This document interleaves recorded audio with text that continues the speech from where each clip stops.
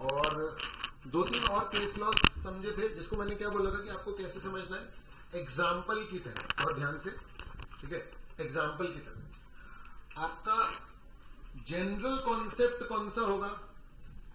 Separate legal entity. आपका general concept कौन सा होगा? Separate legal entity. क्या मतलब है इस बात का? कि आप बाय डिफॉल्ट हमेशा कंपनी को क्या मानोगे? Separate legal entity. अच्छा, अपन ने केस पढ़ा, सोलोमन का केस पढ़ा, ली वर्सेस फार्मिंग, ये वाला जो भी अपन ने केस पढ़ा, क्लियर है? ठीक है। तो क्या लग रहा है, जैसे उसकी इम्प्लीकेशन है, ठीक है ना, कि सेपरेट लीगल एंटिटी का जो है, कुछ लोग पूछ रहे थे कॉन्सिक्वेंसेस का अपन क्या आंसर करेंगे, तो कॉन्सिक्वेंसेस जो है वो है ये इम्प्लीकेशन। क्या होता है सेपरेट लीगल एंटिटी के कारण? सेपरेट लीगल एंटिटी कॉन्सेप्ट के कारण क्या होता है? तो देखो, मेंबर कंपनी को प्रॉपर्टी ट्रांसफर कर सकता है और कंपनी मेंबर, ये पॉसिबिलिटी है। आ रहा है समझ में कि भैया आप अपने बिजनेस के साथ क्या कर सकते हो? ट्रांजैक्शन कर सकते हो, क्योंकि आपके बिजनेस की क्या है? सेपरेट आइडेंटिटी, एक अलग पर्सन की तरह उसको अपन मान रहे हैं। दूसरा क्या है? A person can be a member, director, employ and creditor. मतलब एक ही व्यक्ति अपनी कंपनी में अलग अलग कैपेसिटी में वर्क कर सकता है। समझ आ रहा है कि वो एक ही व्यक्ति है, लेकिन उसको एज ए मेंबर अलग पर्सन समझ रही है कंपनी, एज ए डायरेक्टर अलग समझ रही है कंपनी, एज एन एम्प्लॉय अलग समझ रही है, और कंपनी तो अपने आप में अलग पर्सन है। आ रहा है समझ? ठीक है, इम्प्लीकेशन है इसका। और कंपनी के अपने राइट्स एंड ड्यूटीज होते हैं, और कंपनी जो है वो मेंबर्स डायरेक्टर की एजेंट नहीं होती। क्या मीनिंग था इसका कि कंपनी मेंबर डायरेक्टर की एजेंट नहीं होती? क्या मीनिंग था इस बात का? कंपनी बाउंड नहीं होगी। इसका मतलब कि मेंबर और डायरेक्टर के एक्ट से कंपनी बाउंड नहीं होगी, मतलब कुछ भी कर दे जो उनके पावर्स देखो देखो, ये जो लाइन है, company is not the agent of member और डायरेक्टर, इस लाइन का क्या मतलब है? कंपनी के जो भी एक्ट होंगे उसके लिए मेंबर और डायरेक्टर लायबल नहीं होंगे। हाँ, इस लाइन का क्या मतलब है? सही बोल रहा हूँ। हाँ बताओ बताओ ईश्वर।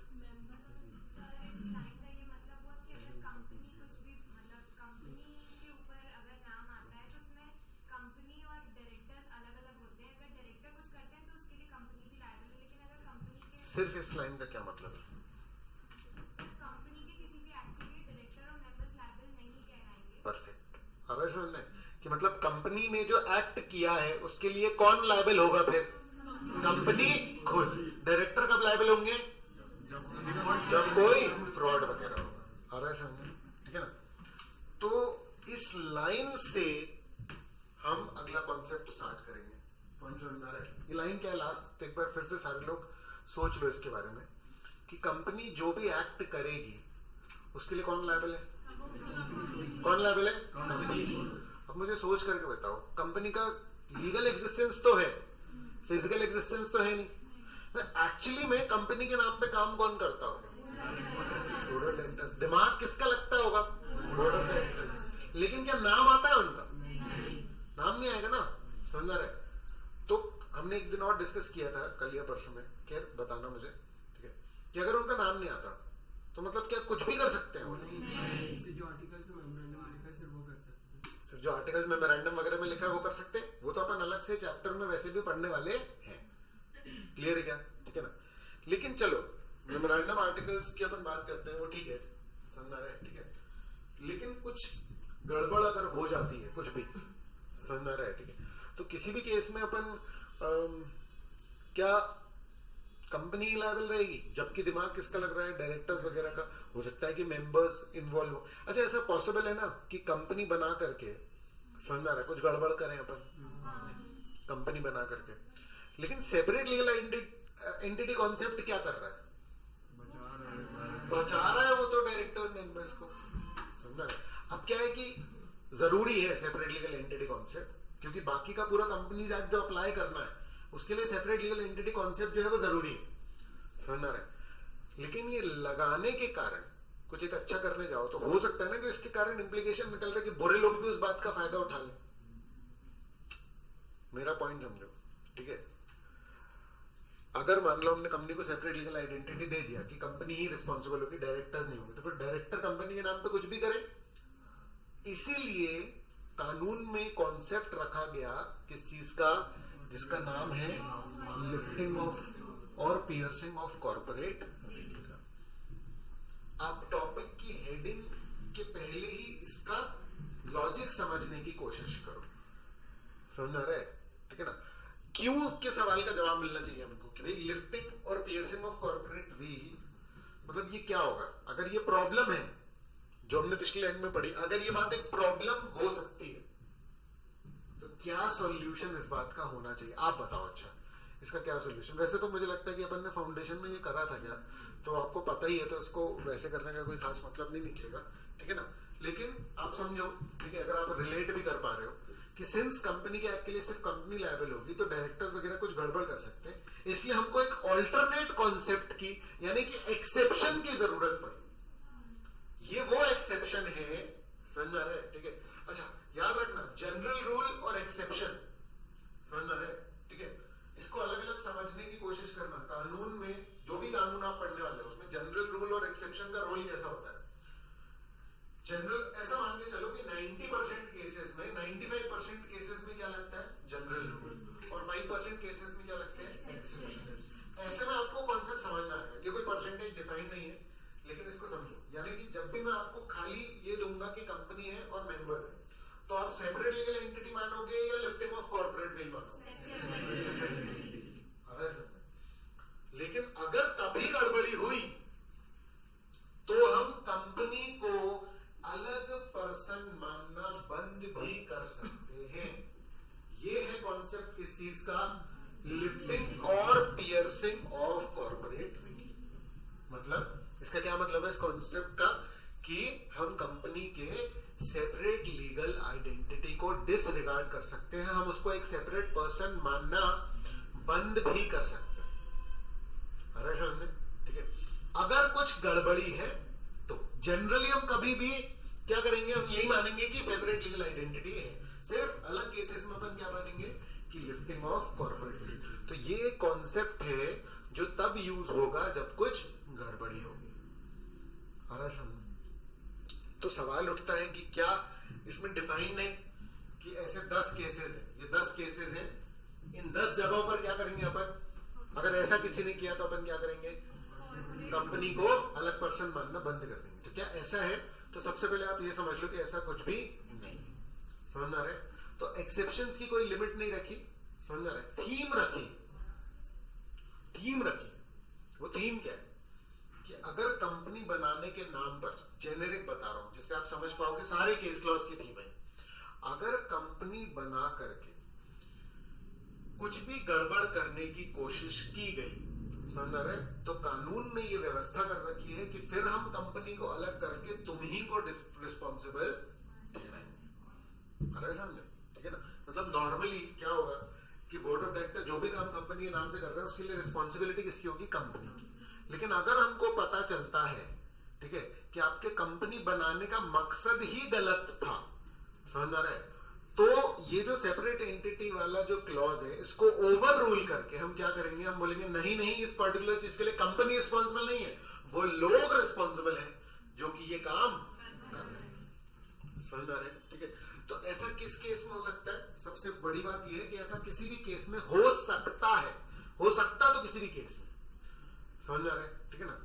तो हम समझे कैसे, मतलब कि कैसे क्या, तो हमको यहाँ पर उस कॉन्सेप्ट के बारे में थोड़ी सी डिटेलिंग जो है वो दी गई। सबसे पहले हमको क्या बताया गया, कॉर्पोरेट व्हील का मीनिंग। कॉर्पोरेट व्हील का मीनिंग मतलब कि सेपरेट आइडेंटिटी। देखो जरा रीड करो इसको, है ना।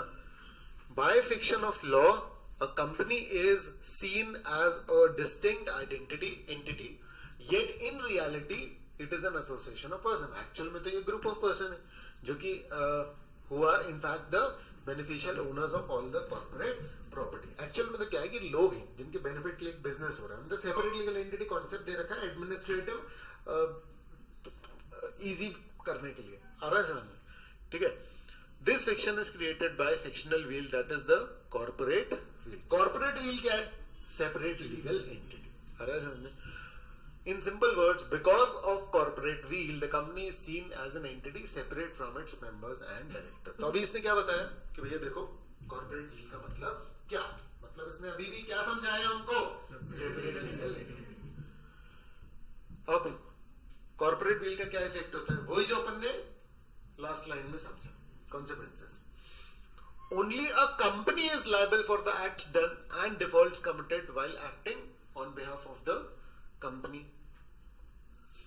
भाई जब भी कंपनी है तो कंपनी के बिहाफ में कोई भी एक्ट करे, लायबल कौन हो रहा है, कंपनी, है ना। इवन दो भले ही मेंबर्स, डायरेक्टर या जो भी ऑफिसर या एम्प्लॉय है उन्होंने एक्ट किया होगा कंपनी के बिहाफ, मतलब पॉइंट समझ में आ रहा है, ठीक है। तुमको रिलायंस की सिम ला करके किसने दी, किसी पर्टिकुलर पर्सन ने दी ना, जो किसी कंपनी का एम्प्लॉय होगा। अरे सुनो, तुम जो भी प्रोडक्ट खरीद रहे हो शायद किसी दुकान से खरीद रहे हो या जो भी कुछ है, हो सकता है कि तुम्हारा ट्रांजैक्शन किससे हो रहा है, डायरेक्ट कंपनी से। जैसे अगर तुम्हारे घर में एयरटेल का कनेक्शन लगा है, समझ में आ रहा है, तो वो कोई भी लगा करके गया हो, तुम्हारा वो ट्रांजैक्शन, तुम्हारा वो कॉन्ट्रैक्ट, क्या वो कॉन्ट्रैक्ट है, वो कॉन्ट्रैक्ट किसके साथ हो रहा है, एयरटेल कंपनी या किसी लोकल बंदे के साथ हो रहा है। क्या मेरा पॉइंट समझ रहे हो, क्लियर। तो अगर कुछ भी गड़बड़ी होती है तो मे बी ह्यूमन मिस्टेक्स होंगी या जो भी कुछ होगा, समझ में रहे, लेकिन आप अगर केस कर सकते हो तो किस पर कर सकते हो, कंपनी पर। अरे समझ में, वहां कोई भी बंदा है, हो सकता है कि 100% स्टाफ चेंज हो जाए उसका पूरा, यहाँ जो मैनेजर था वो नहीं है, समझ में रहा, जो लोग तुम्हारे घर में कनेक्शन लगा करके गए वो नहीं है, पॉइंट समझ में हो सकता है उनकी गलती भी हो, लेकिन आपका कॉन्ट्रैक्ट किसके साथ हुआ है, कंपनी के साथ। यानी जो भी गड़बड़ी है उसकी रिस्पॉन्सिबिलिटी किसकी है, कंपनी की। मतलब आपका फोन नहीं चला, एक्स्ट्रा बिल आ गया, ये सब की आप शिकायत करोगे कंपनी के किसी बंदे से, लेकिन आप एक्चुअली डील किससे कर रहे हो, कंपनी से। यही है कॉर्पोरेट डील, समझ रहे, ठीक है ना।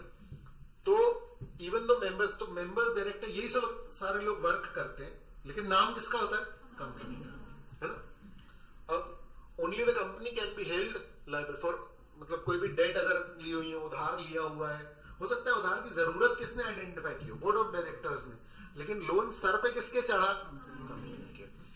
हो सकता है उस लोन के कारण नुकसान हो गया, इंटरेस्ट का खर्चा ज्यादा हो गया, लेकिन रिस्पॉन्सिबिलिटी किसकी है, कंपनी, है ना।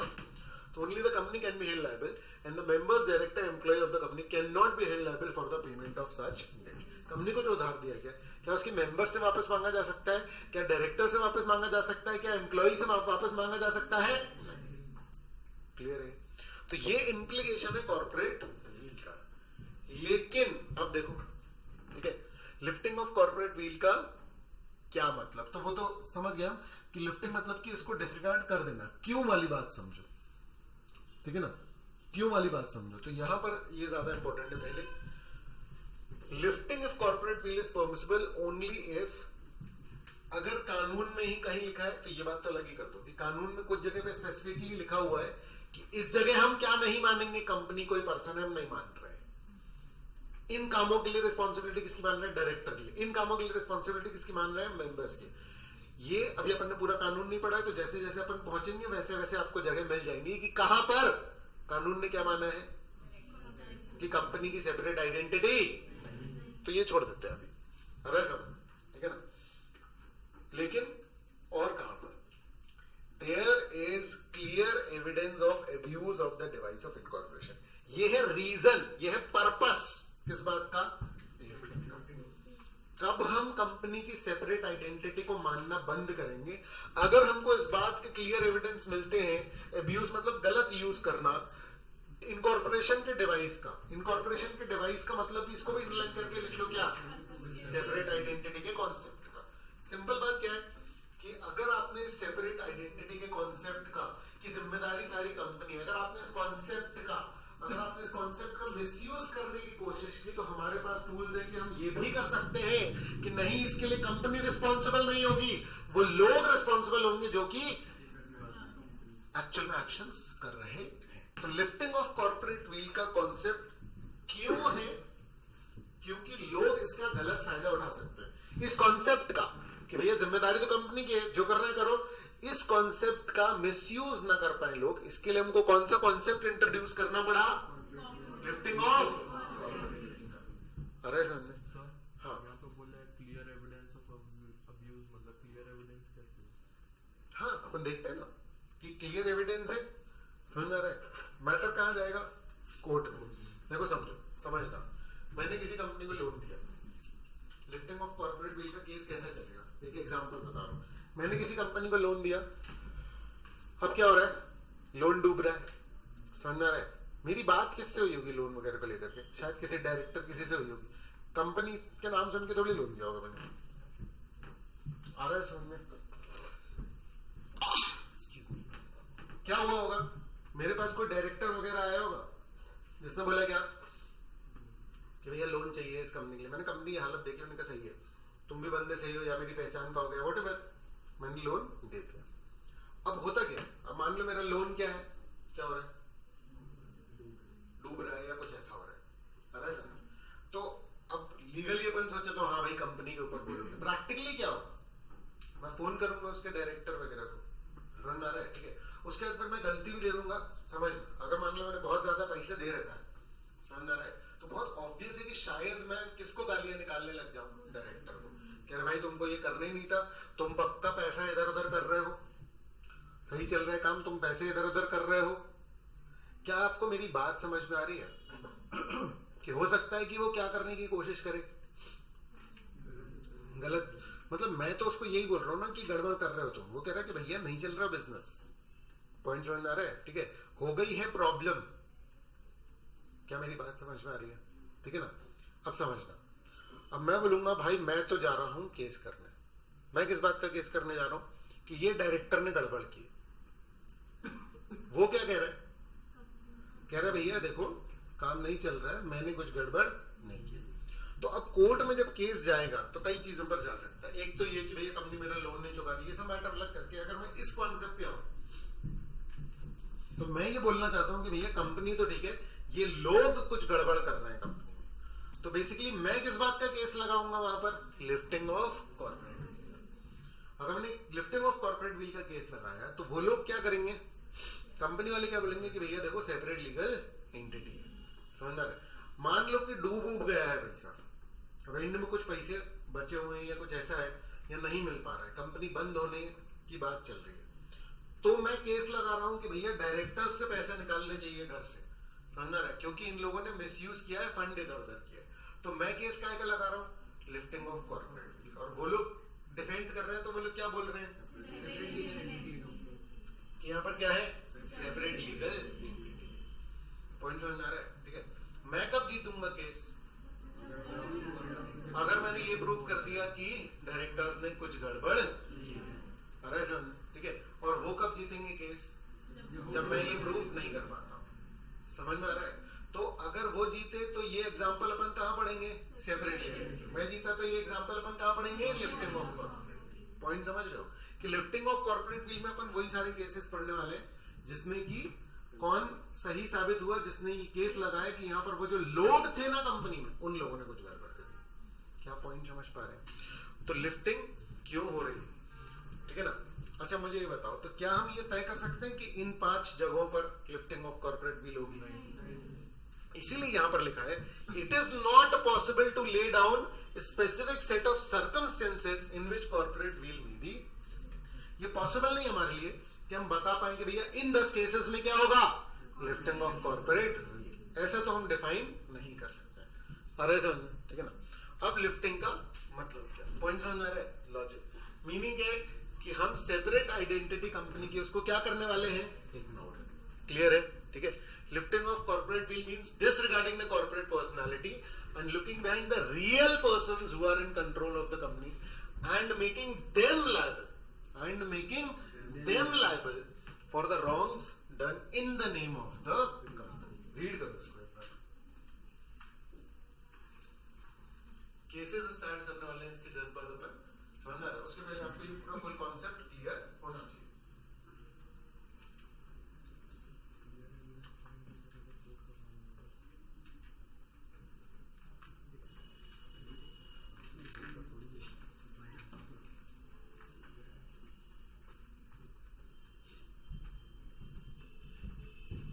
क्लियर एविडेंस पे डिफाइन करना तो कोर्ट का काम होगा।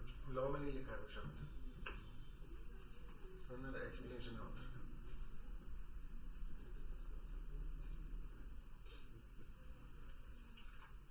हाँ बाकी बात सही बोल रहे हो, वो साबित तो कोर्ट में ही होगा क्योंकि लॉ में कोई सिचुएशन नहीं है, लॉ में जो सिचुएशन है उसमें कोर्ट में जाने की ऐसे जरूरत है ही नहीं, क्योंकि वो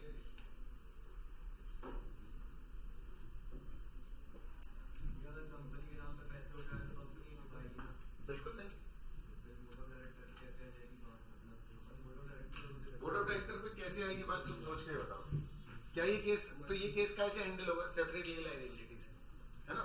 मतलब कि लोन अगर डूब गया तो कौन सहेगा? क्रेडिटर। बोर्ड ऑफ डायरेक्टर पर कब आई थी बात? समझ आ रहा है? मतलब कि वो लोन उठाया, पैसा उन लोगों ने क्या किया, अपने भाई की कंपनी में ट्रांसफर कर दिया और दिखा रहे हैं कि लोन। सेपरेट लीगल एंटिटी के हिसाब से क्रेडिटर को कुछ नहीं मिलेगा, लेकिन लिफ्टिंग साबित हो गई तो डायरेक्टर को पैसा घर से लाना पड़ेगा। क्लियर हुआ? डाउट क्लियर हुआ?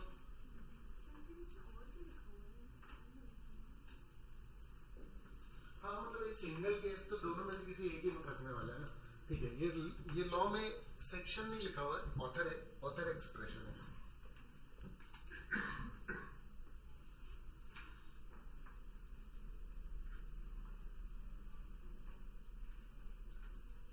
क्लियर है? ठीक है, तो अब हम क्या पढ़ने वाले हैं? अब हम पढ़ने वाले हैं कुछ एग्जाम्पल्स। काय के? जब पास्ट में लिफ्टिंग ऑफ कॉर्पोरेट व्हील हुई,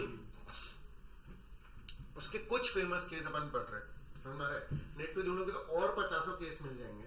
समझ में आ रहा है? और इसकी कोई लिमिट नहीं है कि कितने केस ऐसे होंगे। समझ में आ रहा है? Lifting of corporate wheel exceptional concept है। समझ में आ रहा है? ठीक है ना?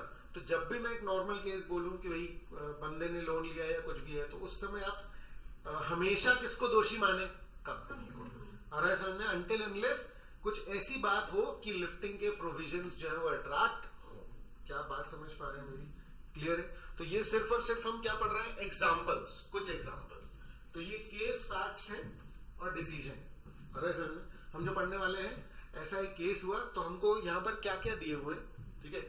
ये हर एक पर्टिकुलर जो पैच है, protection of revenue, protection of fraud, तो ये हेडिंग बनाई गई है, जिसको आप अपने शब्दों में भी बना सकते हैं जैसा आपको याद रहे। अरे सर, ये एक पूरे केस की डिटेल है कि ऐसे बताते ना अपन कि देखो भाई एक बार ऐसा ऐसा हुआ था। अरे सर, ये ऐसा ऐसा है, समझना है कि ऐसा ऐसा हुआ, उसके बाद उनको गलत लगा तो उनने केस किया, फिर कोर्ट ने बोला कि नहीं नहीं ये जीते क्योंकि ऐसा ऐसा है। पॉइंट समझ में आ रहा है? ठीक है, तो ये बात बताने का पर्पस क्या है कि आपको ये एक पर्टिकुलर चीज एग्जाम में आ सकती है क्वेश्चन बनकर, क्योंकि इसमें क्या क्या है, इसमें केस फैक्ट्स भी हैं और इसमें डिसीजन भी है। पॉइंट समझ में आ रहा है? आपको इस चीज का जब क्वेश्चन बन के आएगा, समझ में आ रहा है, तो आपको केस फैक्ट्स आएंगे और डिसीजन किस पर छोड़ा जाएगा? आप पर। आ रहा है क्या ये समझ? अभी तो क्या है, इसको डिस्कस कर रहे हैं, इसको डिस्कस करते हैं जब अपन देखेंगे तो आपको आंसर बहुत अच्छे से हिट कर जाएगा, लेकिन जब अपन बहुत आगे पहुंच जाएंगे तब आप इन चीजों को भूलेंगे। और ऐसा मतलब वेग सा एक आइडिया रहेगा आपको बस। क्लियर है? तो अपन पहला केस डिस्कस करते हैं। यहाँ पर रेवेन्यू का मतलब गवर्नमेंट का टैक्स है। रेवेन्यू मतलब टैक्सेस। क्लियर है? गवर्नमेंट कोशिश करती है अपने टैक्सेस बचाने की, ये वाली बात है। क्लियर है? ठीक है, तो केस फैक्ट्स बिल्कुल सामान्य तरीके से अपन समझेंगे।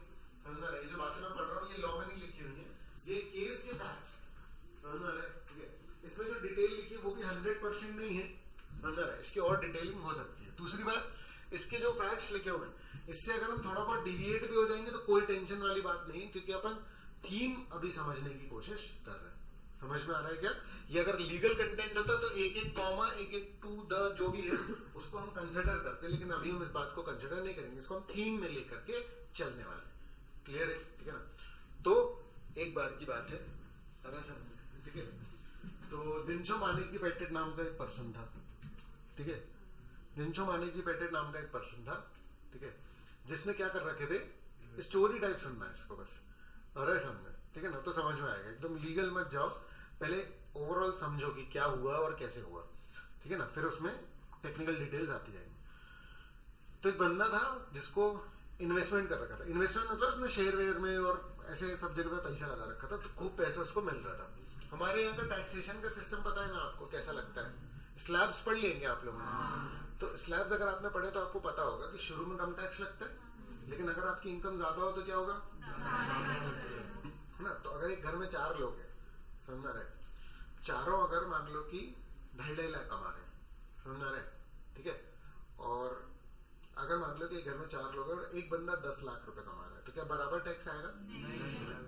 यहाँ पर एक बंदा तुम्हारा पूरे 10 लाख, उसका टैक्स बहुत ज्यादा है। ये वाली बात समझ में आ रही है? तो अगर एक का 10 लाख आ रहा है, लेकिन अगर एक बंदा कमा रहा है तो 10 लाख कमा रहा है, दूसरे घर में अगर कोई 4 बंदे 2.5 लाख कमा रहे हैं तो 1 रुपए भी टैक्स समझ में आ रहा है, ठीक है ना? तो वो जो एक बंदा 10 लाख रुपए कमा रहा है, समझ में आ रहा है, वो क्या करे कि अपनी इनकम छुपाए। सैलरी वाले तो नहीं छुपा पाते, पॉइंट समझ में आ रहा है? लेकिन अगर मान लो कि कोई बिजनेस वाला है तो वो क्या करे, बोले भैया मेरी इनकम 2.5 लाख है, बाकी तो तीनों कमा रहे हैं, और अकाउंट्स मैनिपुलेट कर ले या कुछ ऐसा कर ले, अरे सर तो उनको टैक्स नहीं देना पड़ेगा। तो इस पर्टिकुलर बात पर आधारित ये केस है कि उस बंदे ने बहुत सारे इन्वेस्टमेंट कर रखे थे और हो क्या रहा था कि उसको अच्छा खासा टैक्स का बर्डन आ रहा था, समझ में आ रहा है? तो उसने कहा कि अरे यार क्या करूं, समझ में आ रहा है, ठीक है?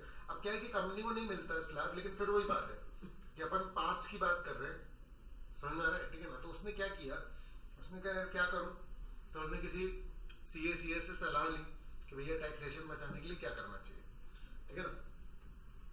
तो उन्होंने कहा कि यार एक काम करो, ठीक है, कंपनी बना लो, समझ आ रहा है, ठीक है, और इन्वेस्टमेंट किसको ट्रांसफर कर दो, कंपनी को, समझ आ रहा है, ठीक है? अब इन्वेस्टमेंट किसको ट्रांसफर कर दो, कंपनी को, क्लियर है, ठीक है? तो इनकम अक्रू किसके हैंड्स में होगी, अब यार फिर कंपनी के इनकम पे टैक्स देना पड़ेगा।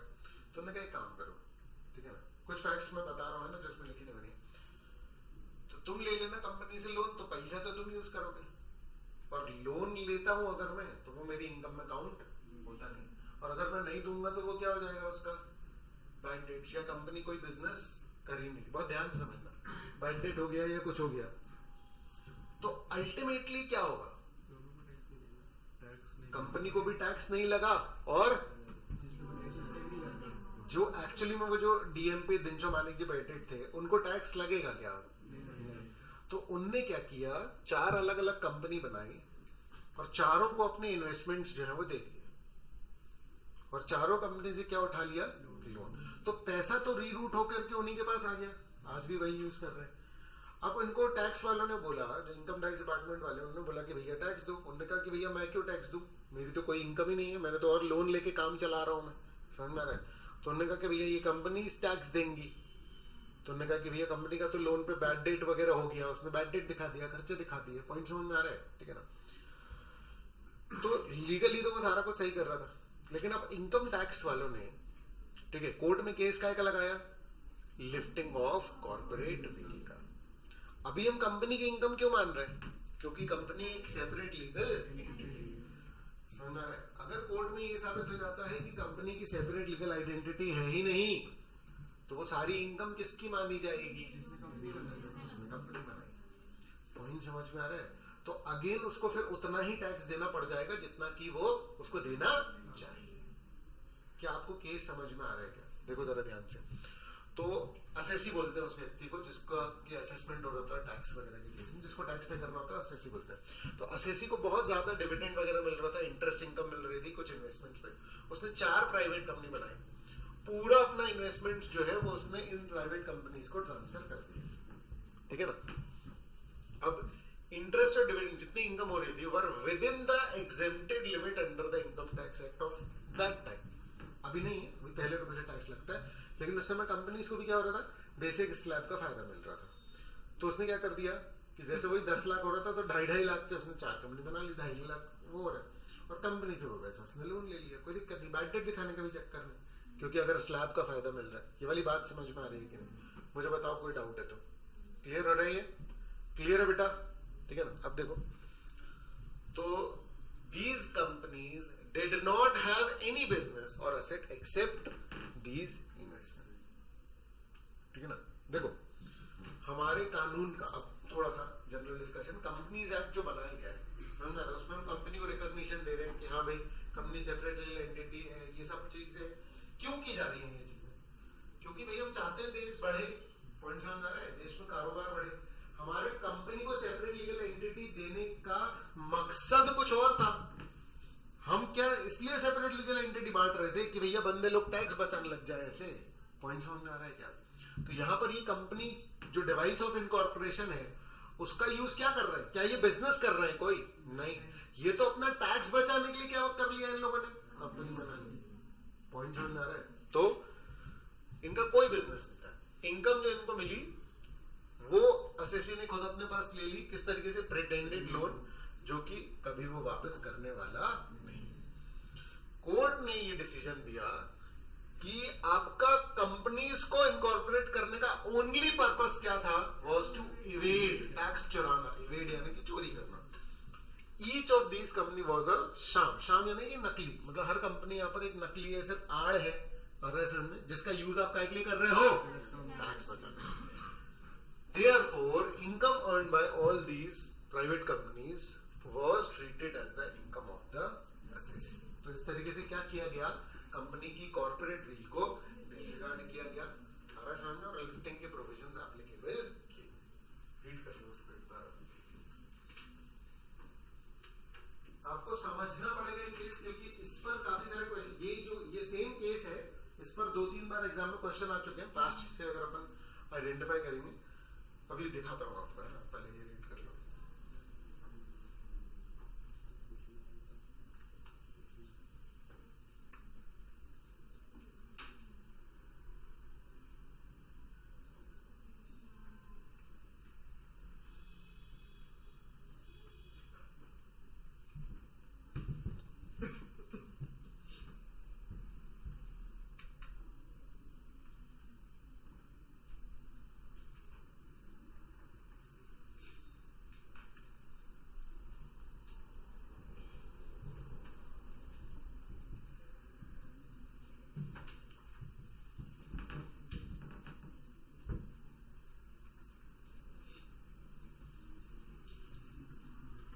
क्लियर है क्या?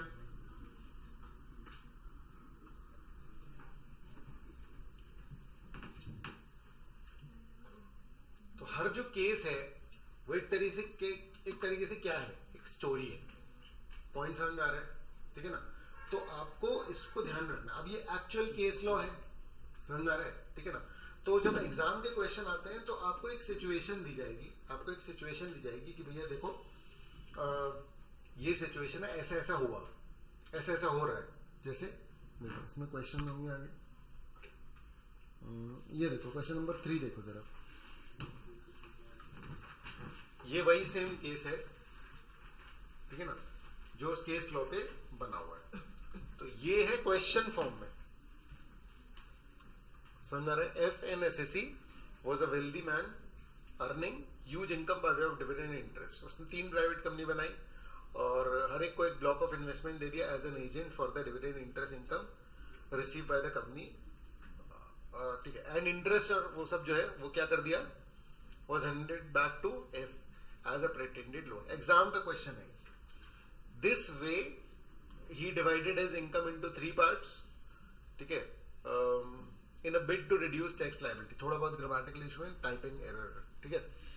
Decide for what purpose 3 companies were established. ये देखो यहां से क्वेश्चन चल रहा है, decide for what purpose 3 companies were established, ठीक है ना, whether the legal personality of all the 3 companies be maybe replaceable। समझ में आ रहा है? ठीक है ना? अब देखो, एक है कि केस आपने समझ लिया, ठीक है, अभी इमीडिएटली समझा तो और ज्यादा ताजा होगा, समझ में आ रहा है? अच्छा, मुझे ये बताओ कि किसी को कंफ्यूजन है अभी क्या केस में जो मैंने एक्सप्लेन किया? ठीक है, क्वेश्चन समझ में आ गया आपको? लेकिन अगर आपको सिर्फ केस पता है और आपको एक क्वेश्चन आएगा तो शायद आप इसका आंसर परफेक्ट तरीके से नहीं कर पाएंगे जब तक आप उसको स्ट्रक्चरिंग ना कर ले उसके अपने माइंड में। तो एग्जाम में आंसर करने के लिए आपको क्या चाहिए? आपको ये चाहिए कि आप इसको क्या करोगे, क्या मैं पूरी स्टोरी लिख दूं क्या एज इट इज, क्या उससे काम चल जाएगा क्या? तो ये केस है जिसका आंसर हमको किस तरीके से करना पड़ेगा, लीगल प्रोविजन, फैक्ट्स और फिर एनालिसिस कंक्लूजन, इस तरीके से। पॉइंट समझ में आ रहा है? ठीक है ना? तो फैक्ट्स जब भी आपको करने हैं तो इसको आप क्या करोगे, पूरे जो केस स्टडी है, ये जब भी लॉन्ग केस स्टडीज होती हैं तो आप कोशिश करेंगे कि आप इसके पॉइंट्स बना पाए, समझ में आ रहा है? तो जब आप पॉइंट्स में बताएंगे पूरे केस को समराइज हुए में 3 या 4 पॉइंट्स में, तो आप एक्स्ट्रा डिटेल इसमें से हटाएंगे। मैं आपको बता रहा हूँ आंसर का कंस्ट्रक्शन, क्लियर है? ठीक है ना? तो आप इस केस का आंसर कैसे करेंगे कि भाई F was earning interest in dividend, use लिख देना उसमें चाहे तो, समझ में आ रहा है? ठीक है, to evade tax he constructed 3 company. दूसरा पॉइंट, मतलब पहला पॉइंट क्या, कि उसको खूब सारा इंटरेस्ट डिविडेंड इनकम मिल रहा है। दूसरा उसने 3 कंपनी बनाई टैक्स की चोरी के लिए। तीसरा उसने वो जो पैसा था कंपनी से प्रिटेंडेड लोन की तरह ले लिया। That's it. ये हो गया आपकी क्या फैक्ट्स। पूरी कहानी लिखने की जरूरत नहीं होती है, समझ में आ रहा है। ये मैंने क्या किया, समराइज में 3 बातें उसकी लिखी, समझ में आ रहा है। लीगल प्रोविजन में आप क्या लिखोगे, कॉर्पोरेट विल और lifting of corporate will. Corporate wheel का कॉन्सेप्ट लिखोगे कि कानून के हिसाब से थोड़ा सा क्या होता है कॉर्पोरेट व्हील, लेकिन अगर उस डिवाइस का इनकॉर्पोरेशन का आपने मिसयूज किया तो क्या होगा, आपकी कॉर्पोरेट व्हील को लिफ्ट कर दिया जाएगा। इसका मतलब कि कंपनी की सेपरेट पर्सनालिटी को डिसरिगार्ड करके हम उस व्यक्ति को दोषी ठहराएंगे, समझ रहे हैं। और ऐसा ही या तो फिर ठीक है ये लिख दिया तुमने लिफ्टिंग सेपरेट उसका, ठीक है। उसके बाद तुम ये लिखोगे हाँ मतलब रेफरेंस केस लॉ का, या तो तुम लीगल प्रोविजन में दे सकते हो कि रेफरेंस केस लॉ कौन सा, दिनशो मानिकजी पेटेंट, या तो ऐसा, समझ रहे। या तो आप कंक्लूजन में ये बात कह सकते हो। आपके फैक्ट्स हो गए, आपका लीगल प्रोविजन हो गया, अब कंक्लूजन कि करंट केस में उन्होंने जो कंपनी बनाई उसका कोई और बिजनेस नहीं था, उसका कोई और बिजनेस नहीं था। इसका मतलब कि वो कंपनी बनाने का पर्पस क्या था, अरे समझे, टैक्स इवेजन, ठीक है।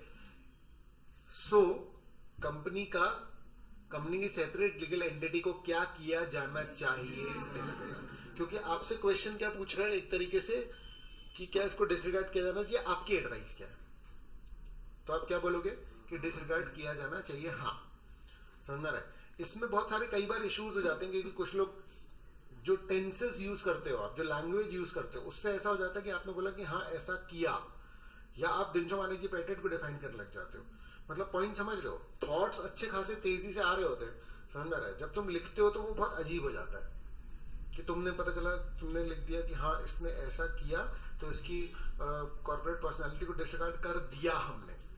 हिंदी में बोल करके देखोगे तो शायद तुमको समझ में आएगा कि एग्जामिनर जो पढ़ रहा है ना तुम्हारा आंसर, उसके दिमाग में अलग पिक्चर बन रही है, भाषा सही नहीं लग रही है, समझ में आ रहा है। और मैं माइनर एरर्स की बात नहीं कर रहा हूँ, वो चल जाते हैं, समझ में आ रहा है। मेजर सेंटेंस फॉर्मेशन अगर मान लो कि गड़बड़ हो रहा है तो फिर फील सही नहीं आती उतनी एग्जामिनर को, उसका मार्क्स देने का मन कर रहा है क्योंकि आपने आंसर लिखा है, लेकिन फुल नहीं दे पाता वो। जबकि लॉ में आपको फुल मार्किंग हो सकती है बहुत इजीली, आ रहा है समझ, ठीक है ना। एटलीस्ट इस तरीके का जो भी केस होगा जो बहुत ज्यादा कॉम्प्लिकेटेड नहीं है उसमें तो आपकी फुल मार्किंग हो ही जाएगी, क्लियर है। तो कंक्लूजन में आप फिर ये भी लिख सकते हो लाइन कि these case the case facts of the particular case are similar with the case of Dinshaw Maneckji Petit, समझ आ रहा है। He also did the same thing and eventually the corporate veil was disregarded, इस तरीके से। तो आपको कुछ अपने शब्दों का प्रयोग करना पड़ेगा। पूरे केस फैक्ट्स आपको केस से नहीं उठाने, आपको इससे उठाने क्वेश्चन से, क्योंकि उसमें उसने 4 बनाई थी, इसमें उसने 3 बनाई। अब आपको ज्यादा ही याद है तो आप 4 नहीं लिख के आओ, मतलब नोटिस हो गई तो दिक्कत होगी। पॉइंट समझ रहे हो, क्यों ये माइनर मिस्टेक में आ जाएगा, शायद उसको नोटिस ना। मुझे बताओ उसका आंसर लिख सकते हैं क्या अपन, कुछ हिंट भी इस तरीके से है तो इसमें भी आपको बहुत एक्स्ट्रा में लैंग्वेज मिलेगी, समझ आ रहा है। आप जितना पढ़ते जाएंगे उसके बारे में आपको कंटेंट मिलता जाएगा, सारा एक ही और इशारा कर रहा होगा कंटेंट, लेकिन एज इट इज कहीं पर भी कोई स्टैंडर्ड आंसर नहीं है इसका कि एक सिंगल पर्टिकुलर आंसर होता है, क्लियर है। चलो हाँ, इसके कंक्लूजन में दिनशो मानिकजी पेटेंट वाले केस के थोड़े बहुत फैक्ट ब्रीफली बिल्कुल लिख सकते हो। आपको देखना पड़ेगी कि आपको लेंथ भी देखनी पड़ेगी अपने आंसर की, कितने मार्क्स का है, ऐसी बहुत सारी चीजें ऑटोमेटिकली थोड़ा थोड़ा करते जाओगे तो वो कंसिडरेशन में आ जाएंगे। चलो पहला केस समझ में आ गया बेटा, ठीक है ना। अब अपन बढ़ते हैं दूसरे केस की तरफ, लिफ्टिंग ऑफ कॉर्पोरेट व्हील का सेकंड एग्जांपल, समझा ना। एक और केस में ऐसा हुआ था क्या कि कॉर्पोरेट व्हील को क्या कर दिया गया था, कॉर्पोरेट व्हील को क्या कर दिया गया था जब ऐसा हुआ, ठीक है ना। तो यहाँ पर क्या हुआ था, ठीक है ना, ये वाली स्टोरी क्या है, ठीक है। एक बंदा नॉर्मल बिजनेस कर रहा था, सुनना मेरी बात सुनना, है ना, ठीक है। एग्जैक्ट इसकी टर्मिनोलॉजी से टेस्ट मत करना, मैं आपको थीम सिखा रहा हूँ, ठीक है, ध्यान रखना मेरी बात का, ठीक है। एक बंदा बिजनेस कर रहा था, उसने एक एम्प्लॉय रखा, अरे समझ, उसके बिजनेस सीक्रेट्स कुछ होते हैं, समझ में आ रहा है, ठीक है, उन सबको लेकर के, और कस्टमर्स हैं तो उसने ऑब्वियस बात है एम्प्लॉय रखा तो उसके साथ सारा कुछ शेयर किया, पॉइंट समझ में आ रहा है, ठीक है। अब क्या हुआ कि अच्छा खासा हो गया बिजनेस, समझ में आ रहा है, एम्प्लॉय भी सीख गया कि यार क्या करना है कैसे करना है, क्लियर है, ठीक है ना। तो ये जो था इसने एम्प्लॉय के साथ एक कॉन्ट्रैक्ट किया हुआ था, ठीक है। ये जो बंदा था जो बिजनेसमैन था, ठीक है, ए नाम का बंदा था, इसने क्या किया हुआ था, इसने कॉन्ट्रैक्ट किया एम्प्लॉय के साथ कि भैया देखो तुम अगर छोड़ करके जाओगे मेरी एंटिटी तो तुम मेरे कस्टमर्स को सॉलिसिट नहीं करोगे, सॉलिसिट मतलब अट्रैक्ट नहीं करोगे, किसी तरीके से उनको टारगेट नहीं करोगे। आ रहा है समझ में? सबसे पहले तो क्या ये लीगल कॉन्ट्रैक्ट है? हाँ। आ रहा है समझ में? एक वैलिड कॉन्ट्रैक्ट है और नॉर्मली ऐसा होता भी है, सही भी है, कोई इशू नहीं। अब हुआ क्या, ठीक है ना, कि उसने क्या किया, अब एम्प्लॉय छोड़ करके गया। जब एम्प्लॉय छोड़ करके गया तो उसने अपना बिजनेस स्टार्ट करने का सोचा, तो ऑब्वियस ही बात है उसको लगा कि यार कस्टमर्स कहाँ से आएंगे, तो भाई लोग मेरे को जानते हैं पुराने बिजनेस के। लेकिन उसने तो क्या कर रखा था, कॉन्ट्रैक्ट। लेकिन कॉन्ट्रैक्ट में किसका नाम लिखा, तो मान लो एम्प्लॉय का नाम ई है, तो ई ने क्या कर रखा था, कॉन्ट्रैक्ट कर रखा था। कॉन्ट्रैक्ट में किसका नाम लिखा हुआ था, ई का। उसने सोचा क्यों ना मैं सेपरेट लीगल एंटिटी वाले कॉन्सेप्ट का फायदा उठाऊं। पॉइंट समझ में आ रहा है? तो उसने क्या किया, उसने कहा कि यार मेरा नाम तो लिखा हुआ है लेकिन मैं अलग हूं और कंपनी अलग हो सकती है। तो उसने क्या किया, उसने अपना बिजनेस खोला और नाम रखा कंपनी का, तो ई लिमिटेड रख लिया उसने, या ई प्राइवेट लिमिटेड रखा। अब ई प्राइवेट लिमिटेड ने क्या किया, उन कस्टमर्स को सॉलिसिट करना स्टार्ट किया।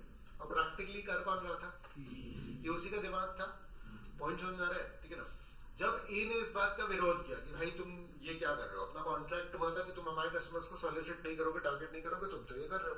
तो उसने लीगल बात बताई कि भैया देखो समझो मैं अलग हूं और सेपरेट लीगल एंटिटी कॉन्सेप्ट के हिसाब से ई लिमिटेड जो है वो डिफरेंट है। समझ रहा है? आपके कॉन्ट्रैक्ट में ई लिमिटेड का नाम तो नहीं लिखा हुआ है ना, तो ई लिमिटेड तो क्या कर सकती है, सॉलिसिट कर सकती है, वो तो इंडिपेंडेंटली टारगेट कर रही है। पॉइंट समझ आ रहा है? तो इस बात को लेकर के ई ने जो ए है उसको फंसाने की कोशिश की। समझ आ रहा है? तो ए कहां गया, कोर्ट में। ए जो है वो कोर्ट में गया और उसने फिर कौन सा प्रोविजन इन्वोक करने की कोशिश की, लिफ्टिंग ऑफ कॉर्पोरेट फी। उसने कोर्ट से बोला कि भैया देखो ये तो गलत है, समझ में आ रहा है, कॉन्ट्रैक्ट को नहीं निभाना है इसको, इसीलिए इसने कंपनी बना करके ये काम करना चालू किया। जब केस पहुंचा तो कोर्ट ने इस बात को जब एनालाइज किया तो मेजर फैक्ट्स इस ओर इशारा कर रहे थे कि हाँ कंपनी बनाने का उसका जो पर्पस था वो पर्पस ही ये था कि वो एंटिटी डिफाइन कर पाए कि वो डिफरेंट है, ताकि वो कस्टमर्स को सॉलिसिट कर पाए।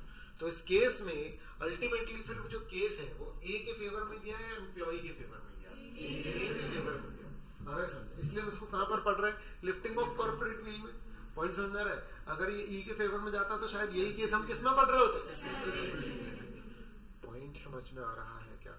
क्लियर है? रीड करो case facts. Gilford motor company versus horn, ठीक है। An employee entered into contract with his employer that he will not solicit the customers of employer after leaving the employment. After leaving the employment, the employee incorporated a company. He, his wife, and one other person were the only members of this company. The company started soliciting the customers of the employer. Court held that the purpose of formation of the company was to avoid the legal obligation arising from the contract, which was not permissible. Therefore, the company was restrained from soliciting the customers of the employer. Read कर लो अपने हिसाब से। Language पे थोड़ा सा command होना चाहिए। Story आपको पता है लेकिन हम सब हिंदी भाषा में सोचते हैं, हमारे समझ में, ठीक है। इसलिए स्टोरी आप पक्की कर लो, उसके बाद अपनी लैंग्वेज में उसको समझाने की आपको कोशिश करनी। यही आपका आंसर क्लियर है? केस फैक्ट्स आएंगे तो ऑलमोस्ट सेम जैसे आ जाएंगे, लेकिन बिल्कुल सेम स्टोरी आपके आंसर में नहीं जाएगी, इसके अंडरस्टैंडिंग जाएगी। ठीक है,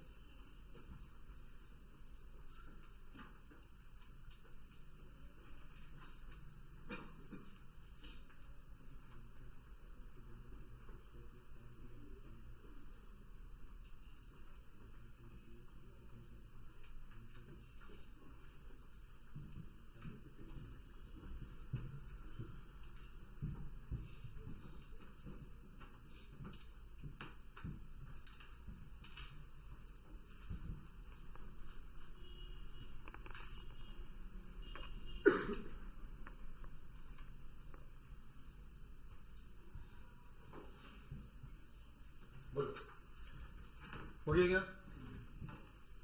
हो गया, ठीक है। अब एक और स्टोरी, ठीक है ना। तो एक और स्टोरी क्या है, ठीक है।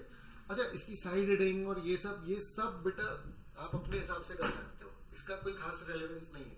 ये इसलिए है ताकि आप याद रख पाओ कि प्रिवेंशन ऑफ फ्रॉड और इम्प्रॉपर कंडक्ट। आप अपनी एक हेडिंग दे सकते हो। आपने स्टोरी करी, हर किसी का पर्सनलाइज्ड है, समझ में आ रहा है। आपको जो लगता है कि जिन शब्दों से आपको ये चीज याद रह पाएगी, समझ में आ रहा है, या आप इसके नोट्स बना लो कि इतना एक्सप्लेनेशन नहीं, मेरे को इसका सिंपल है कि एक लाइन में लिख लिया हमने, हिंदी में लिख लिया, ठीक है ना, कि एम्प्लॉयमेंट छोड़ के जाने के बाद एम्प्लॉय ने कंपनी बना करके एम्प्लॉयर के मतलब एम्प्लॉयर के कस्टमर्स को सॉलिसिट करने की कोशिश की, कॉन्ट्रैक्ट तोड़ते हुए, तो उस चीज में लिफ्टिंग ऑफ कॉर्पोरेट विल हो जाएगी। इस एक लाइन में आपको पूरा केस याद रह सकता है। आ रहा है समझ, ठीक है ना।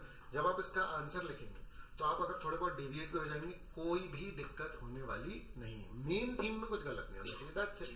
क्या है, क्लियर है, समझ आ रहा है? कोई भी इशू है तो मुझे बताते जाना, समझ में आ रहा है? नेक्स्ट स्टोरी, ठीक है, ठीक है, determining the character of the company. तो इससे मत करना, ये इनकी अपनी साइड है, मैं आपको स्टोरी बताता हूँ कि हुआ क्या। स्टोरी है लिफ्टिंग ऑफ कॉर्पोरेट विल, समझ में आ रहा है, ठीक है ना। अब केस जो है वो थोड़ा सा इंटरनेशनल है, समझ में आ रहा है, थोड़ा हिस्टोरिकल, फर्स्ट वर्ल्ड वॉर की भी बात है। आपको किस पर रहना है, मेन थीम पर, समझ में आ रहा है, ठीक है, कि भैया कंपनी बनी और कंपनी की कॉर्पोरेट लीगल जो एंटिटी है उसको क्या कर दिया गया, डिसरिगार्ड, समझना, ठीक है ना। अब यहाँ पर थोड़ा सा रेसिडेंशियल स्टेटस वाला मामला भी है, ठीक है ना, कि इंग्लैंड में जो कंपनी बनी अगर, ठीक है ना, तो लोग अलग है और कंपनी अलग है, समझ में आ रहा है। तो कंपनी का रजिस्ट्रेशन अगर इंग्लैंड में हो तो कंपनी कौन सी कहलाएगी, इंग्लिश कंपनी, समझ में आ रहा है। और उसके लोग हो सकता है किसी भी देश के हो, क्या ये पॉइंट समझ में आ रहा है, ठीक है ना। तो कंपनी को एक अलग पर्सन समझा जा रहा है, तो अगर मान लो कुछ जर्मन्स ने मिलकर के इंग्लैंड में कंपनी बनाई थी, समझ में आ रहा है, ऐसा क्यों किया उन्होंने। देखो जर्मनी में टायर बिक रहे थे, समझ में आ रहा है, जर्मनी में किन लोगों ने टायर की कंपनी खोली, समझ में आ रहा है, वो बेच रहे थे अच्छा खासा। उसके बाद हुआ क्या कि इंग्लैंड में उनका बिजनेस अच्छा चलने लगा, तब कोई लड़ाई नहीं थी, तो इंग्लैंड में अच्छा बिजनेस चलने लगा, तो वो वहां से एक्सपोर्ट करने लग गए इंग्लैंड में। फिर पता चला कि इंग्लैंड के जो टैक्स लॉज है उसके हिसाब से इंग्लैंड में अगर एंटिटी बना करके काम किया जाए तो ज्यादा अच्छा रहेगा। तो उन जर्मन्स ने क्या किया, इंग्लैंड में एक एंटिटी बना ली, पॉइंट समझ आ रहा है। तो अब जब एंटिटी बनाई तो वो जो एंटिटी है वो उसका स्टेटस क्या रहा, इंग्लिश कंपनी का, लेकिन लोग उसके ओनर क्या कहलाए, जर्मन्स। अब हुआ क्या कि जब लड़ाई हुई फर्स्ट वर्ल्ड वॉर के समय, समझ में आ रहा है, ठीक है। अब समझना मेरी बात, कानून किसी भी देश के लिए बनाया जाता है। हमने इंडिया में जो भी कानून बनाए हैं वो किस लिए बनाए, इंडिया के लिए ना, हम किसी और के लिए कानून बना भी नहीं सकते। अच्छा ये कानून काय के लिए बनाया जाता है, हमारे सुख सौहार्द के लिए, कोई डिस्प्यूट ना हो, समझना है। उसको हम स्ट्रिक्टनेस क्यों देते हैं, ताकि कोई भी बंदा डिविएट ना हो, समझना है। लेकिन किसी कानून के किसी प्रोविजन के चक्कर में हमारे देश ही पे बात आ जाए तो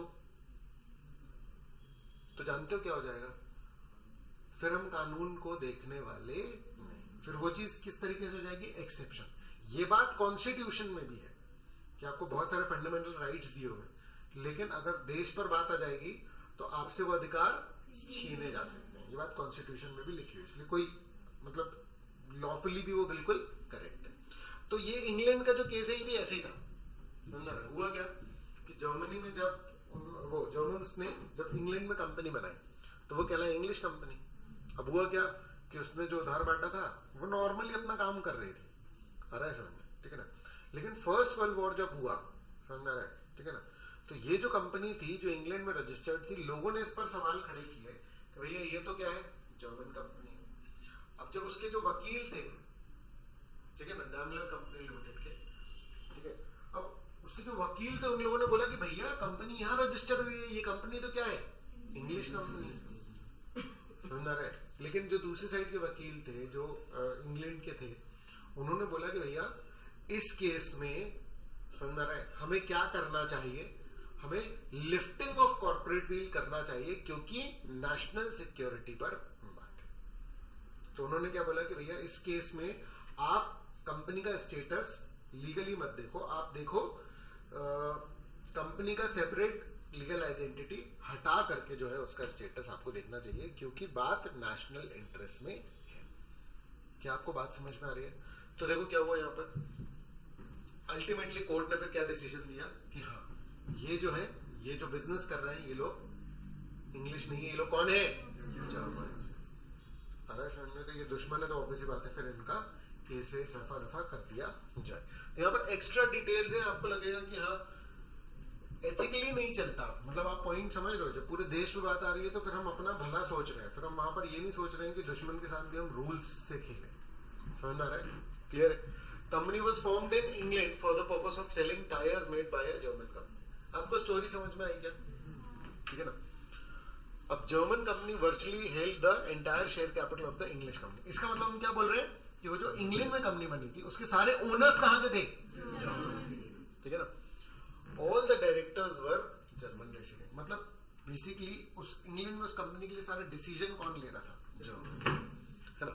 फर्स्ट वर्ल्ड वॉर के time English company commence an action to recover the trade debt from another English company. तो उस कंपनी ने दूसरी कंपनी से डेट, ये कंपनी नॉर्मल काम कर रही थी, लेकिन पॉइंट क्या था कि वर्ल्ड वॉर छिड़ा हुआ था, समझ में आ रहा है? तो हम जर्मन्स को पैसे दें और फिर वही हम पर उसी हथियार खरीद के हमारे ऊपर अटैक करें, कोई मतलब नहीं है। अरे समझना, तो हमने कहा कि भैया एनिमी के साथ तो सारे ट्रांजैक्शन खत्म। आप लोगों ने पढ़ा हुआ है कॉन्ट्रैक्ट एक्ट में कि एनिमी के साथ अगर कोई ट्रांजैक्शन तो वो भी क्या हो जाते हैं? डिसरिगार्ड हो जाते हैं। तो उन लोग इसको एनिमी साबित करने में लगे हुए, समझ आ रहा है? कंपनी ने बोला नहीं हम तो इंग्लैंड के, आ रहा है समझ में? तो इट वाज हेल्ड मतलब कोर्ट ने ये डिसीजन दिया। जब भी ये ऐसा देखो आप इट वाज हेल्ड, तो इसका मतलब क्या है? कोर्ट ने ये डिसीजन दिया। क्या डिसीजन दिया? कि जो कॉर्पोरेट पर्सनालिटी है उसको इग्नोर किया जाएगा और वो जो लोग हैं जो कंट्रोल कर रहे हैं उनको देखा जाएगा, क्योंकि वो लोग क्या है? एनिमीज हैं, तो केस नहीं बनता। केस क्यों नहीं बनता? इंडियन कॉन्ट्रैक्ट एक्ट के हिसाब से। क्या ये क्लियर है? समझ आ रहा है क्या? ठीक है, फटाफट देख लो इसको भी। फिर एक और स्टोरी है लास्ट।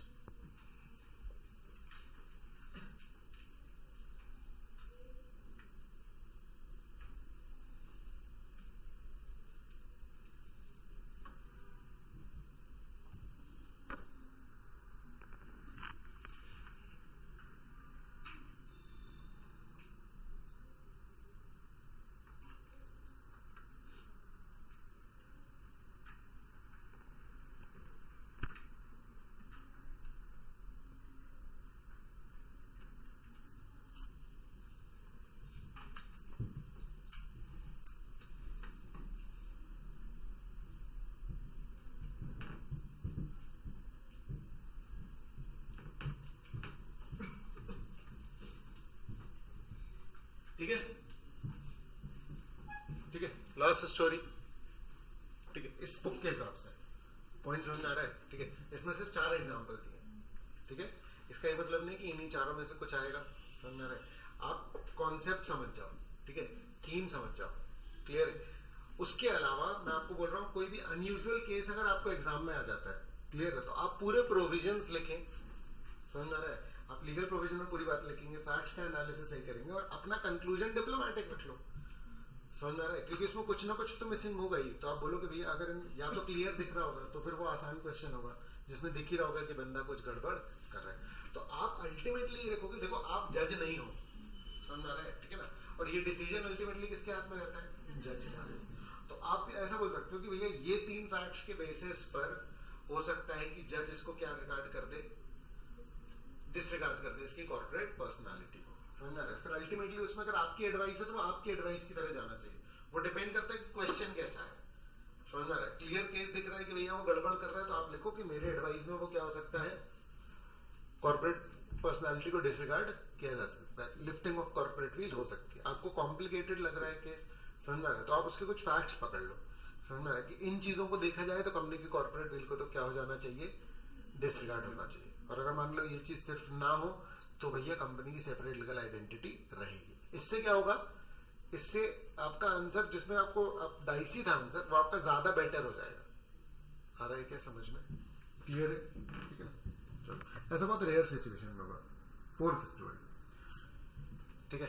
अच्छा, 4th स्टोरी के लिए एक कॉन्सेप्ट है इसमें, बोनस एक्ट का। बोनस एक्ट नाम सुना है आप लोगों ने? बोनस एक्ट 1965 है, पहले इंटर के कोर्स में था भी, ठीक है ना? तो अब सीएस वालों पे सेकंड मॉड्यूल सुनना ध्यान से, ठीक है ना? फर्स्ट मॉड्यूल में नहीं है। तो फर्स्ट मॉड्यूल में है थोड़ा सा सेटिंग, ठीक है ना? याद आएगा तो बता रहा हूँ, ठीक है? सुनना ध्यान से, ठीक है? बोनस एक्ट क्या बोलता है?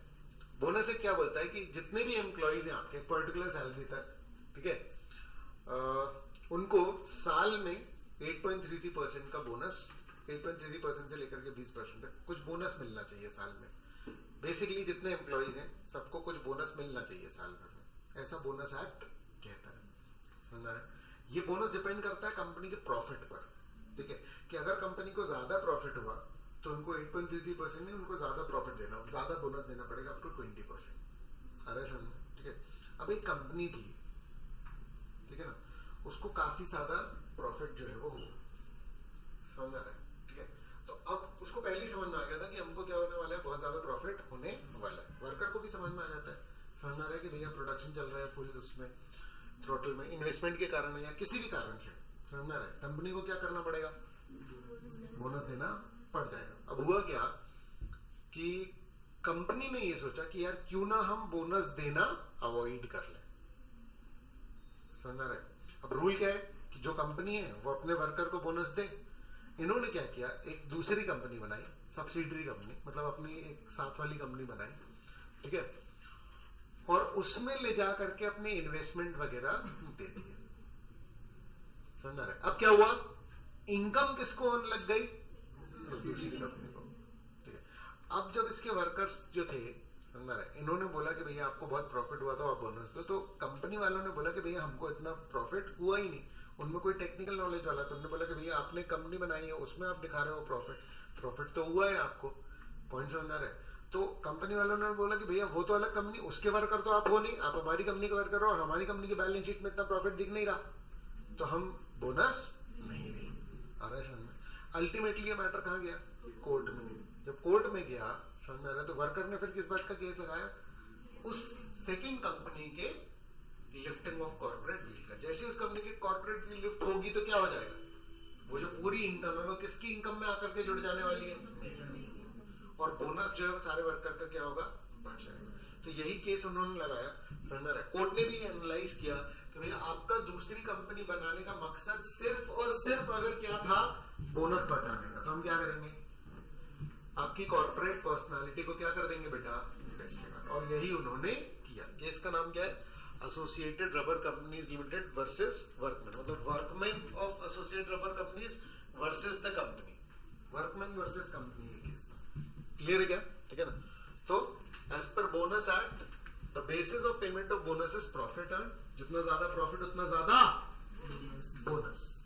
तो कंपनी को बहुत ज्यादा प्रॉफिट होगा, कंपनी ने एक अलग से कंपनी बनाई सब्सिडरी, और कुछ वैल्यूएबल इन्वेस्टमेंट्स जो थे उसको ट्रांसफर कर दिया। सब्सिडरी कंपनी ने कोई बिजनेस नहीं किया, उसके पास कोई एसेट्स नहीं थे, उसके पास सिर्फ और सिर्फ क्या था, इन्वेस्टमेंट। क्लियर है, ठीक है ना।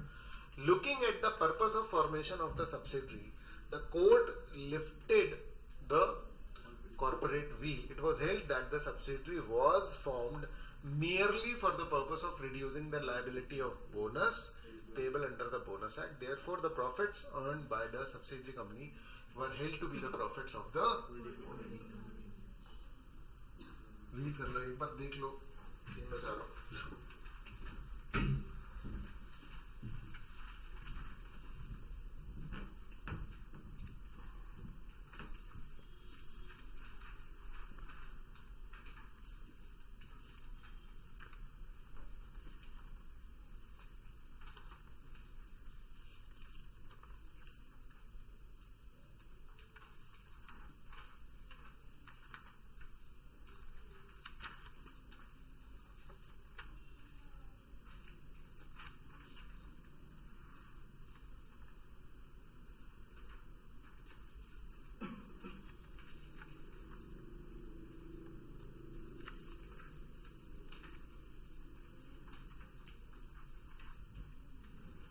क्लियर है क्या,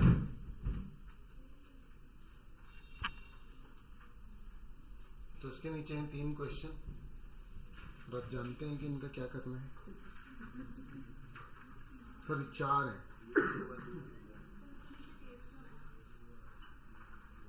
थर्ड वाला तो पूरा केस लॉ है जो मैंने बताई थी आपको, लेकिन लिख करके देखो कि समझ में तभी आएगा, ठीक है ना। तो आप एक काम करो,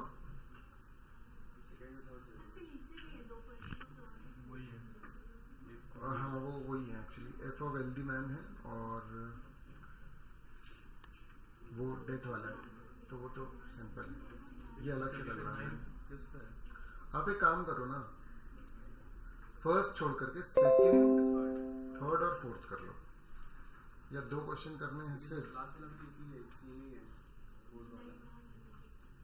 नहीं लेकिन थोड़ा सा ठीक है, एक्सप्रेशन कैसा आएगा उसमें, जनरल लैंग्वेज आएगी ना। जब कमेंट करके आता है, मैं आपको बताऊंगा, कमेंट करके आता है, डिस्क्राइब करके आता है, तो कौन माइनर चेंजेस होते हैं। अब एग्जामिनर भी वो नोटिस नहीं करता, लेकिन हाँ ठीक है, मैं अपनी तरफ से तो बता ही दूंगा आपको कि क्या मायने होते हैं उसके, ठीक है। कैसे कभी लिखा रहता है इलस्ट्रेट, तो वहां पर फिर एग्जाम्पल मस्ट हो जाता है कि आप एक एग्जाम्पल जरूर यूज करो अपने आंसर में। समझना, इलस्ट्रेट विद एन एग्जाम्पल, ठीक है ना। या कभी डिस्क्राइब या कभी एडवाइस, इस तरीके का आता है, तो आपको फिर कंक्लूजन में अपना एडवाइस डालना पड़ता है कि भाई मेरे हिसाब से, मतलब आई थिंक ऐसा करके डाल सकते हो आप। अरे समझना, एक चीज याद रखना, जो बंदा आंसर बना रहा है ना, जिस बंदे ने भेजे इंस्टीट्यूट को क्वेश्चन आंसर, समझ में आ रहा है, उसने अपने क्वेश्चन का ही आंसर दिया होगा। और मैंने जो कॉपीज में चेक करता हूँ ना, तो कई बार मैंने ये देखा है कि आप अपने क्वेश्चन का आंसर नहीं करते, आप अपनी बात तो बता देते हो और लीगल प्रोविजन वो सब भी बता देते हो, लेकिन आप उस बात का आंसर नहीं करते। ये चीज बहुत लोग मिस कर जाते हैं। समझ में आ रहा है कि आपका एंड में ही कैसा आना चाहिए, आप पूरी बात बताते जा रहे हो, बात बताते बताते सडनली खत्म हो गई। समझ में आ रहा है। हमने कहा कि ये एफ जो है ये फंसेगा कि नहीं फंसेगा, हमने कहा कि देखो लिफ्टिंग ऑफ कॉर्पोरेट विल हो जाती, कुछ गड़बड़ करो तो आगे, बस पॉइंट समझ में आ रहा है। तो उसको आपने पूरा एक्सप्लेन किया, लेकिन आप एंड में ये यहाँ पर आओगे कि हाँ इसीलिए जो है वो एफ जो है वो क्या करेगा, उसकी मतलब उसका जो है जो भी लॉस है उसको करना पड़ेगा। क्लियर है क्या, ये समझ में आ रहा है। तो आप फर्स्ट वाला छोड़ करके सेकंड भी छोड़ सकते हो, थोड़ा सा अजीब है वो, क्योंकि उसका डायरेक्ट केस आपको मिलेगा नहीं। समझ में आ रहा है। उसको आप गिलफर्ड मोटर वाले केस से एसोसिएट करके लिख सकते हैं, मतलब उसमें आपको अपने वर्ड ज्यादा यूज करने पड़ेंगे, उसके लिए कोई केस एसोसिएट आपका नहीं हो पाएगा। जरूरी भी नहीं है कि कोई केस आपका एसोसिएट हो ही, आ रहा है समझ में। आप किसी भी केस को एग्जाम्पल लेकर के लिख सकते हो। आपको इस बात के डिसीजंस लेने पड़ते हैं कि भाई कितने मार्क्स का है तो मैं कितना कंटेंट लिखूं, कितने एग्जाम्पल्स लिखूं और हर एग्जाम्पल में कितना कंटेंट रखूं। समझ में आ रहा है, ठीक है।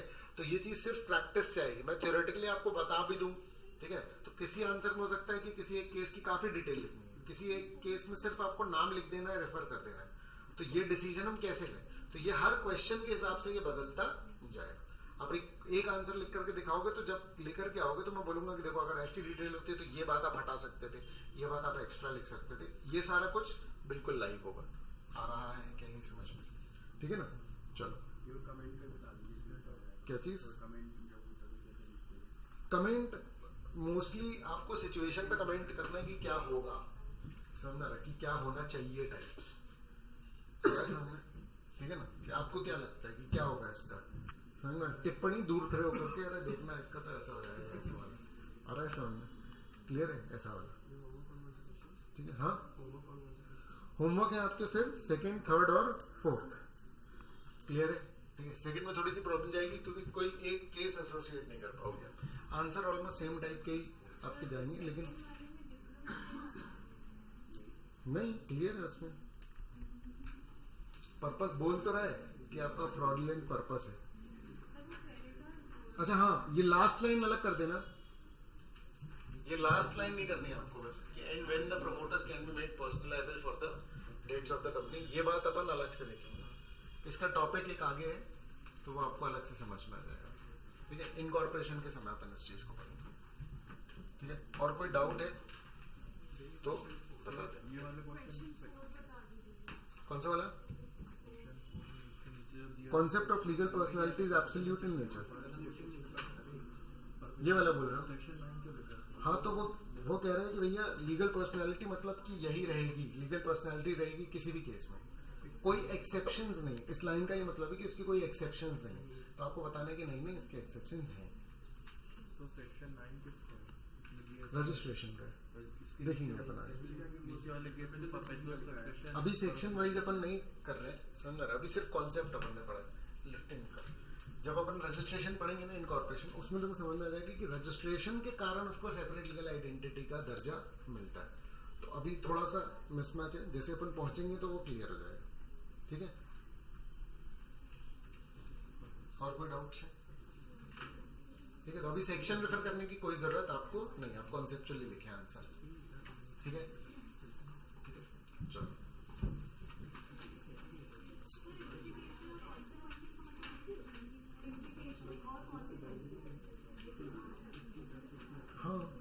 इम्प्लीकेशन और कॉन्सिक्वेंसेस सेम ही है, क्योंकि इम्प्लीकेशन मतलब कि इसके कारण क्या होगा, कॉन्सिक्वेंसेस मतलब कि इसके बाद क्या होगा। यहाँ पर तो सेम ही है।